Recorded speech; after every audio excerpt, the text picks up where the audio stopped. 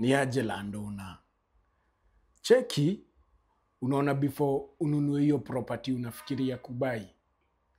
Hapa Bei Bora hatuuzangi tu property, tunatoboa pia siri. Na wacha nikutobole siri before ununue hiyo property. Kukuwa na title ya hiyo property haimaanishi ati wewe ni legal owner. Hapana, chukua hiyo title, hebu jaribu ufanye kitu inaitangwa green card search. Hiyo ndio inakuwezesha kujua kama wewe ndio unaown hiyo property. Alafu ni poa juu inakupatia historia hiyo land. Mahali ilitoka kutoka kwa government hadi wenye wamei-own hadi kufikie.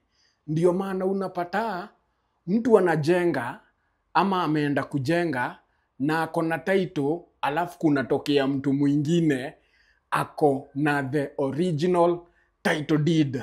Makosa ilifanyikia wapi? Alifikiria juu amepata title, shamba ni yake.